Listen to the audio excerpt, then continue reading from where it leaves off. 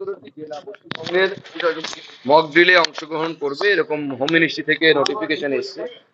আমরা ভারতীয় জনতা পার্টির তরফ থেকে আমাদের কর্মীদেরকে বলেছি যে এই মক ড্রিলে আমরা অংশগ্রহণ করব এবং আমার মনে হয় দেশের স্বার্থে আমাদের সকলকে যে কেন্দ্রীয় সরকারের তরফ থেকে এই যে সার্কুলার দেওয়া হয়েছে তা ডিস্ট্রিক্ট অর্থাৎ জেলা প্রশাসন তারাও সেটাকে সামনের দিকে নিয়ে যাবে, জনগণের কাছে নিয়ে যাবে এবং যা যা নিয়ম কানুন আছে মক ড্রিলে সেগুলো পালন করা হবে। ৭১-এর স্মৃতি কি আবার ফিরে আসছে?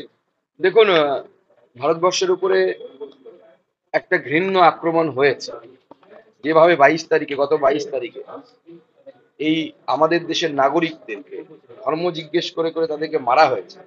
তারপর তো ভারতবর্ষ চুপ করে থাকতে পারে না, চুপ করে থাকা উচিত না। তার জন্য সরকার যা করার সরকার করবে, সরকার সব করেছে অবশ্য। সরকার সমস্ত দায়িত্ব ভারতবর্ষের সেনাবাহিনীর উপর দিয়ে দিয়েছে। আমার মনে হয় এই মুহূর্তে ভারতবাসী এবং আমাদের সকলের ভারতের সেনাবাহিনীর উপর পূর্ণ আস্থা রাখা উচিত। সেনাবাহিনী তাদের এক্সপার্টাইজ আছে, তারা সেই অনুসারে কাজ করবে, যে উপযুক্ত জবাব দেওয়া হবে। 14 দিন আগে পেহেলগামের ঘটনা এবং 14 দিন বাদে তৃণমূল কংগ্রেস আজকে প্রচারে আনছে 14 দফা প্রশ্ন, যেখানে মৌনী মোদী সম্বোধন করে বিভিন্ন ইস্যু সামনে আনা হচ্ছে যে বিহারের ইলেকশনের জন্য প্রধানমন্ত্রী ব্যস্ত, এখনো মাস্টার মাইন্ড ধরা পড়লো না। 14খানা প্রশ্ন তারা তুলছেন। দেখুন, সবার আগে তৃণমূল কংগ্রেসকে বলুন যে কাশ্মীরের মাস্টার মাইন্ড কবে ধরা পড়বে, কি হবে না হবে, দেশের ভেতরে আছে না বাইরে আছে, সেটা তো পরের বিষয়।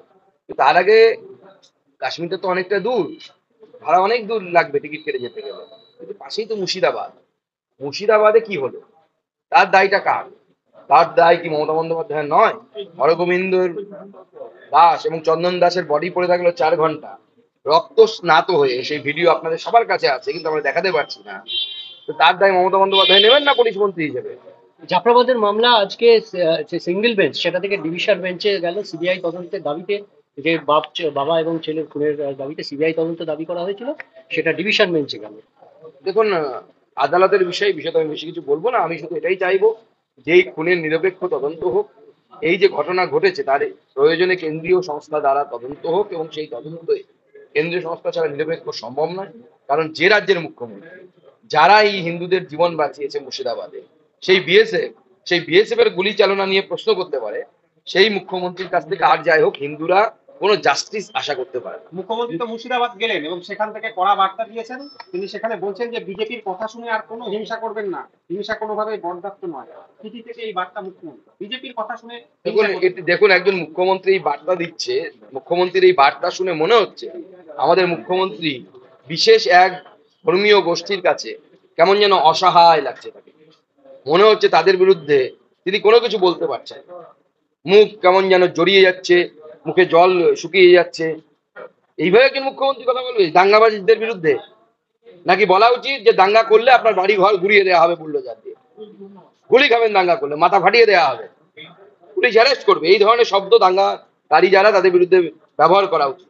এবং মুখ্যমন্ত্রী আসলে পক্ষান্তরে প্রশ্রয় দিচ্ছে তার দলের এই সমস্ত সম্পদদের। সংখ্যালঘু নিয়ে প্রতিবাদ করলে দিল্লিতে গিয়ে করুন, এখানে ওয়াকআপ হবে না, নিশ্চিন্তে থাকুন, মুখ্যমন্ত্রী বলছেন। দেখুন, দেশের আইন সব জায়গাতেই লাগু হবে। মুখ্যমন্ত্রী কেন, তার বাড়ির অন্যরা কেউ চাইলেও সেটা আটকাতে পারবে না। তো সব থেকে বড় কথা হচ্ছে ওয়াকআপ আইনে আন্দোলন করার মতো কিছুই নেই। আমি তো একটা সিম্পল প্রশ্ন করতে চাই, ওয়াকআপ যে আইনের বিরুদ্ধে এত বড় কথা বলা হচ্ছে, আমি তো মুখ্যমন্ত্রীকে বলছি যে মোদির ওয়াকআপ আইন যে পরিবর্তন হয়েছে সেটা আমি ধরে নিলাম তর্কের খাতিরে কিছুক্ষণের জন্য এটা খারাপ। তাহলে এতদিন এই ওয়াকআপ থেকে কতজন গরিব মুসলমান মুর্শিদাবাদে খুঁজে বের করুন তো যারা উপকার পেয়েছে? কজন গরিব মুসলমান উপকার পেয়েছে? আর কজন তৃণমূল কংগ্রেসের নেতা, তৃণমূল কংগ্রেসের সাংসদ, তৃণমূল কংগ্রেসের কাউন্সিলর এরা উপকার পেয়েছে? তার লিস্ট বের করতে বলুন না। মুখ্যমন্ত্রী তো একসময় ওয়াকআপ নিয়ে যখন তিনি বিরোধী দলনেত্রী ছিলেন সিবিআই তদন্তের কথা বলতেন। মল্লিকার্জুন খাড়গে বিস্ফোরক অভিযোগ করেছেন যে 3 দিন জন্য প্রধানমন্ত্রী ক্যান্সেল করেছেন কাশ্মীর। 19 এপ্রিলে রাষ্ট্রের শপথ ছিল।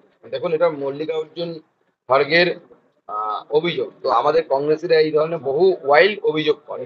শুধু এটুকুই বলবো মাথায় রাখতে, আমাদের এই কংগ্রেসী নেতাদের বক্তব্য এবং তাদের নানা মতামত পাকিস্তান ডোসিয়ারে ইউনাইটেড নেশনে জমা দেয়। সেই জন্য আমাদের বিরোধী দলের নেতারা কি বক্তব্য রাখছে ভারতবর্ষের জনগণের কতটা কাজে লাগে আমি জানি না, কিন্তু পাকিস্তানের অনেকটা কাজে লাগে। মুখ্যমন্ত্রী বলছেন নিম কাঠ আমি চুরি করেছি, আগে প্রমাণ করুন, না হলে না মানুষ পারলে জবাব মানুষ জবাব দেবে। দেখুন, এখন এই নিমকার জগন্নাথ মন্দির এসব করে মুখ্যমন্ত্রীর উদ্দেশ্য একটাই, সেটা হচ্ছে 26,000 চাকরি চুরি এবং তার সাথে এই যে মুর্শিদাবাদে যে হত্যাকাণ্ড ঘটলো, হিন্দুদের বাড়িঘর ভাঙা হলো, এই থেকে চোখ ঘোরানো, মানুষকে বোকা বানানো, আরবিতে যাকে আল তাকিয়া বলে, সেটাই মুখ্যমন্ত্রী করার চেষ্টা করে। উড়িষ্যার একটা অভিযোগ হচ্ছিল যে পুরনো কাঠ দিয়ে এই মন্দির জগন্নাথ দেবের মূর্তি তৈরি করা হয়েছিল। আজকে আইনমন্ত্রী ওড়িশার জানিয়ে দিলেন এই কাঠ দিয়ে সেটা তৈরি হবে। দেখুন, আমার মনে হয় কোন কাঠ দিয়ে তৈরি হয়েছে, কি হয়েছে না হয়েছে, এই বিষয়ে আমাদের খুব বেশি ঢোকা উচিত না। সে যারা ধর্মাচার্য আছেন তারা ঢুকবেন, কোন কাঠ দিয়ে তৈরি করলে নিয়ম ভালো হবে, অমুক হবে, কারণ মন্দির হচ্ছে আস্থার বিষয়। প্রথম কথা হচ্ছে সরকার মন্দির কেন তৈরি করে? সরকারের কাজ না মন্দির তৈরি করা। আজকে মন্দির তৈরি করে মুখ্যমন্ত্রী একটা সুযোগ করে দিলেন, একটা প্যান্ডোরা বক্স খুলে দিলেন যে সরকারি খরচে মসজিদ তৈরি করা যাবে। মুখ্যমন্ত্রী একটা মন্দির তৈরি করে প্যান্ডোরা বক্সটা খুলে দিলেন। এরপরে পঞ্চায়েতে পঞ্চায়েতে তৃণমূল কংগ্রেসের যারা জিহাদি মানসিকতার তৃণমূল কংগ্রেসের নেতা আছে তারা সরকারি টাকায় মসজিদ তৈরি করে। আর সুকান্ত দা, আজকে বিভিন্ন সিনিয়র লিডারকে দেখা গেল, আজকে কি দিলীপ বাবু আমন্ত্রণ পেয়েছিলেন বৈঠকে? বৈঠকই হচ্ছে না, অথবা আমন্ত্রণের কোনো বিষয় নেই। আগামীকালের যে বৈঠক রয়েছে আপনার? আগামীকাল সেটা দেখা যাবে। বলছি যে দিলীপ ঘোষ বেশ কিছু অস্বস্তিজনক কথা দলের তরফে বিভিন্ন সংবাদ মাধ্যমে তিনি পরপর বলছেন, দলের তরফ থেকে কিছু যা বলার আমি একটাই কথা বলবো, আমি সর্বস্তরের নেতৃত্বকে অনুরোধ করব যে যা বলার আপনাদের দলের ভেতরে বলুন, দলের বাইরে কোনো ধরনের বক্তব্য কারো রাখা উচিত। ধন্যবাদ। আজকের যে বৈঠক চলছে ধন্যবাদ।